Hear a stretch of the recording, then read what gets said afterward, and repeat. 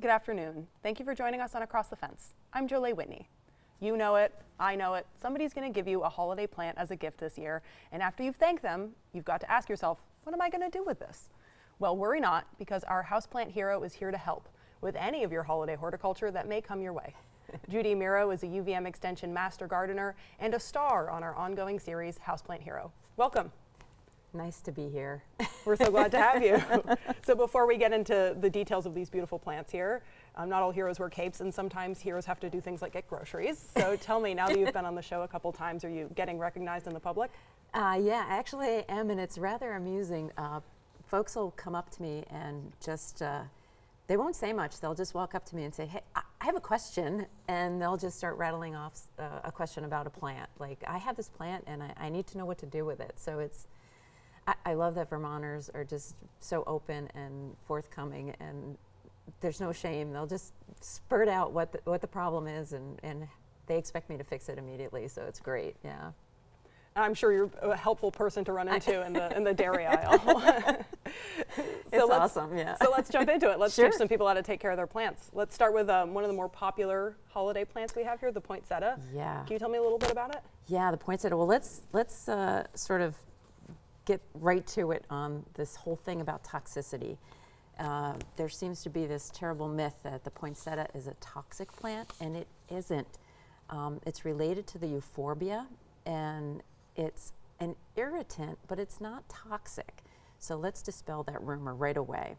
The sap from the euphorbia or from the poinsettia is an irritant. So of course, if you have a pet that likes to eat your plant, you probably don't want to keep it around. It would give your pet an upset stomach, or if you get the sap on your hand, or or you rub your eyes, it's going to be a problem. So think about that before you bring it home. But otherwise, not a problem at all. And they're just gorgeous. These beautiful bracts that you see, these are just a leaf, really. Yeah, so these aren't flowers These at all. aren't flowers. The flowers are just these tiny little centers. That's really the flower. So, and if you give this plenty of sunshine, lots and lots of light, keep the soil a bit on the wetter side, don't let it dry out at all, keep it wet, you're going to have great color throughout the season. And if you want to keep it longer, like throughout the year, after it's done flowering, cut it back to 3 to 6 inches, and then let it kind of go dormant throughout the rest of the winter, and bring it back out into the sun for the spring, and let her regrow, and then you'll have a poinsettia for the rest of the year. Beautiful. Yeah. And I actually, unfortunately, I killed one of these last year, so I'm excited that with your advice, I can try again. They're lovely. They really are lovely. And we have, of course, a pink and a red one here, but conventionally Yes. they're, I believe, white and pink, but they have a bunch of new variations now. Do you have a favorite? I picked out this lovely bright pink one. I tend to go for the unusual colors because I have over 100 houseplants at home, so anything that's unusual or different is what I tend to go for. So yes, the reds and the whites are very traditional, but I love all the different variegated colors now. So yeah, anything different is where I'm going to go for. Yeah. A little extra variety Yes. for a Christmas classic, Yes. maybe. Yes. Yes. All right, let's move on to maybe another staple for your holiday. Do Yeah. some redecorating here.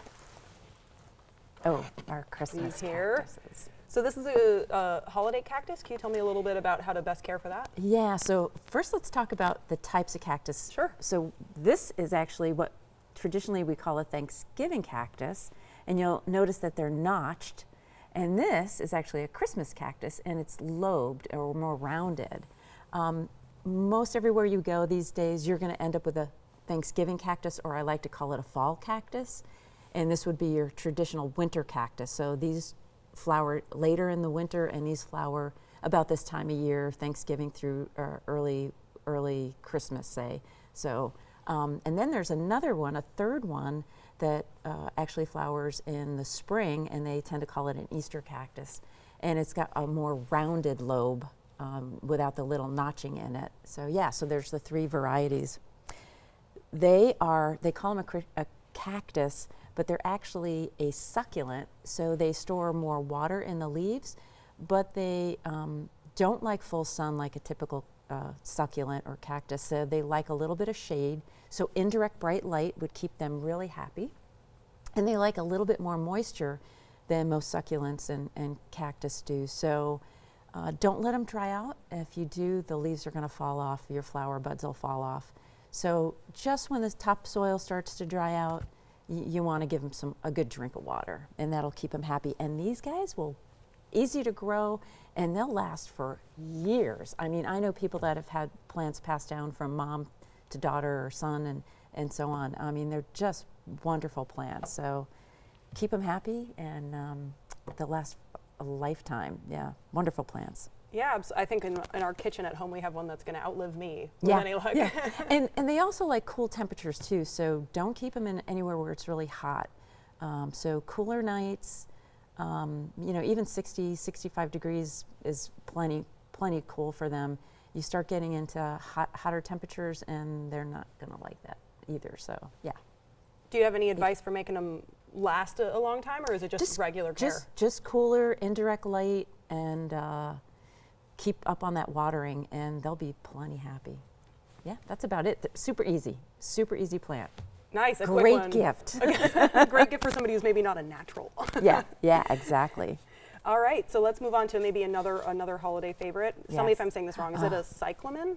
No, this. Oh, let's amaryllis. Let's stay in order. Yeah, no, amaryllis. Yeah. Okay. yeah, we're gonna go for the amaryllis. Sure. All right. That's Sorry, good. we're pulling a fast one on you. That's good. We'll just tuck him right here. Okay. Yeah, this is the amaryllis. All right, tell me about the amaryllis. Oh, this is one you see everywhere. Now, this we're showing you right here is not something, this is something fairly new that we're seeing on the market. Typically, you would get a bulb, and you would plant the bulb in soil just to the crown, and you would keep them in the sunshine, keep them in the dirt, and then water them and fertilize them until you would see this pretty much happening. And then you would back off on the fertilizing, and then bring them out of the full sun, and then this happens, which is kind of spectacular. But this is something new, this waxed version. I'm not sure who started it or figured it out, but they don't need any soil. You just have to keep them in full sun, again, until the buds appear, and then bring them back out of the full sun into indirect light and let them bloom away. And then, again, pretty typical for amaryllis, a little more difficult to keep year-round. You have to have a little more effort.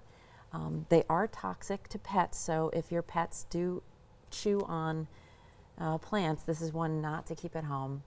And again, if you want to keep it year-round, you've got to let them go dormant. You wait until the flower heads yellow and die off. You cut them back, put them in dirt, in pots. You can leave them in pots, bring them outside for the summer. Well, obviously, all the rest of the winter, you leave them in their pots and just water, and when they dry out, keep them in a nice sunny window, bring them outside for the summer, and then start fertilizing through the spring and summer months, bring them back indoors once the temperatures hit about 50, and then wait for them to rebloom again. So it's a lot of effort, but I think it's worth the challenge. So, but if you're not really into it, and again, if it's a toxic plant, if your animals like to munch on your greenery, not a great one to bring it home. Sure, maybe not a gift for somebody looking for something very low maintenance if they're looking to keep it for a while. Right. And this one can be a little harder to get out of the box. Do you have any advice for that? What do you mean by out of the box? I'm sorry. To bloom. Sorry. Oh, to bloom. Yeah. Again, cool and sunny locations are great. I think it's just wonderful. I don't think it's that hard to get them to bloom. A little fertilizer, bright sunshine, until it gets to the bud stage, and then bring them back out of the sun, indirect light, and they're happy. Yeah. All right. Yeah. Patience is a virtue. Patience. Yes. Be patient with them. It'll do beautiful things for you. Yeah. All right. Should we move on to the cyclamen? Am I saying that right? Sure, yeah, we can go on to the narcissus. You lead and I will follow. Yeah, let's get him up there. That's why you're the plant expert. Let's go to the narcissus. We got this. All right. Okay, so another bulb plant, also toxic again. So if you're looking for something, if you've got pets that eat plants, this is not your choice. These are really easy to force. You can do it in water, just like this, in a bulb vase, where you just put the water in, place the bulb down, and let her go. All you need is a dark room, 50 degrees, until you see the tips start to come out. You wait for them to come up a few inches, and then bring them out, put them in the sunshine. And should you change out the water for something like that? You could, but you don't have to. They're usually fine, just the way they are. If it starts to get murky, yes, definitely.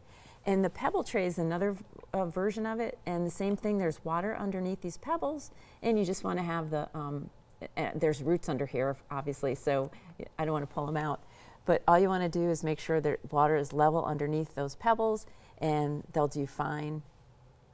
As soon as they start to sprout, you bring them out into the sunshine and let them go, and bring them into a warmer location after they've been in a nice, cool, dark location until you've got some sprouts, and then bring them into the sunshine, into a warmer area of your house, and within a few weeks, you'll have some beautiful flowers.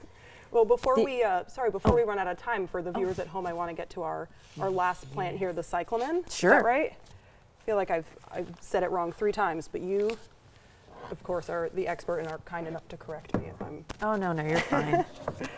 So yeah, so cyclamen, these are grown out of tubers, beautiful tubers. And you can get varieties of colors and sizes. As you see here, we have 2 different kinds. Really easy to grow. You want to keep these moist. And the one thing that's really important to keep these going for a long time is water from the bottom. So take them out of their little wrappers and then place them in a pot, not a pot, but in a tray of water, and then water from the bottom. So you want to set this right in a tray of water and leave it for 5 to 10 minutes, and then take it out, drain it, and then put it back on your, wherever you have it in a sunny location. That sounds great, and they're beautiful. And they're beautiful. Do not water from the top, whatever you do. The little tubers don't like that. Again, another toxic plant, though. So. Oh, good to know. Yeah.